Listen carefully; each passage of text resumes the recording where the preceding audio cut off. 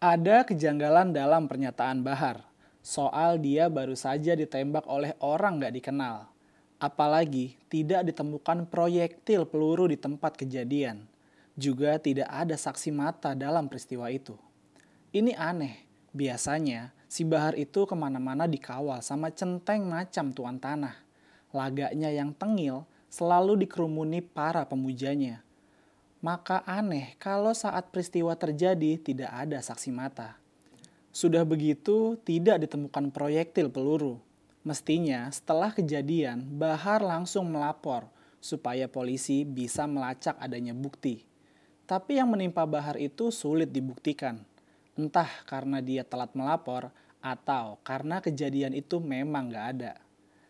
Ada setidaknya 4 kemungkinan dalam peristiwa itu.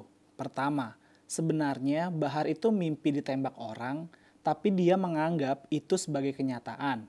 Maklum, orang seperti Bahar itu memang senang hidup dalam hayalan. Setelah mendekam dalam penjara, agaknya Bahar mengalami gangguan. Alasan kedua, bisa jadi Bahar sengaja berbohong. Selama ini Bahar selalu vokal, menuduh pemerintah yang bukan-bukan. Mungkin sekarang dia sadar bahwa dia itu bukan siapa-siapa. Makanya dia ganti strategi dengan menyebarkan berita bohong. Jika dugaan kedua ini benar, maka orang seperti Bahar itu harus dihukum. Karena sudah membuat kehebohan di tengah publik. Apalagi, ini masuk tahun politik. Narasi Bahar bisa digunakan oleh salah satu kandidat untuk membranding dirinya. Misalnya Prabowo. Dia bisa di-branding akan mengamankan kasus seperti Bahar. Maklum, Prabowo dari militer. Alasan-alasan keamanan bisa diterima akal sehat. Prabowo bisa menggunakan isu semacam ini untuk menguatkan narasi ketegasan yang dimilikinya. Atau Anies Baswedan dengan narasi perubahan. Dia bisa membranding dirinya sebagai sosok yang akan mendatangkan tatanan baru yang bisa melindungi Bahar. Narasi seperti ini tentu dimakan oleh pendukung Bahar. Maka suara Anies yang sekarang anjlok bisa kembali pulih. Alasan ketiga, Bahar sebenarnya hanya mendengar petasan, tapi demi mendramatisir keadaan, dia menganggap itu sebagai letusan pistol. Karena Bahar ini agak lain orangnya, dia sering melebih-lebihkan persoalan. Dan ini bisa saja terjadi ketika Bahar mungkin sedang kalut. Maklum saja, setelah diganjar di penjara, dia memahami keterbatasan dirinya. Ternyata Bahar bukan siapa-siapa. Meski sering mengaku sebagai cucu Nabi, tapi publik tak pernah menganggap Bahar istimewa. Alasan keempat, bisa jadi Bahar sedang main-main senjata api dan terkena dirinya sendiri.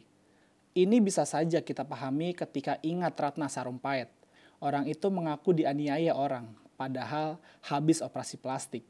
Kan ngaco banget itu. Memang, Bahar serius melaporkan kasus ini ke polisi.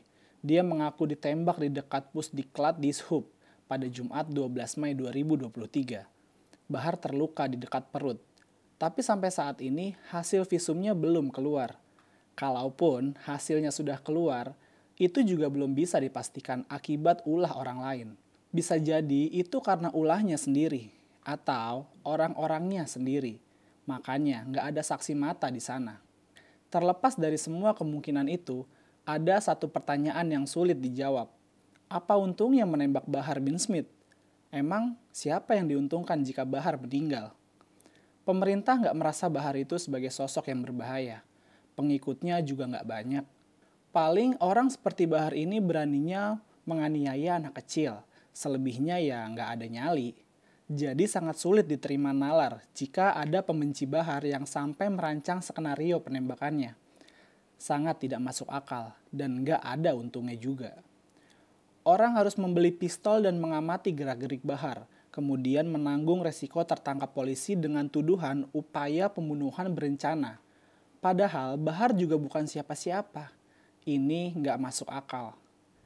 Dari semua pertimbangan di atas, ada baiknya polisi serius mengurus kasus ini.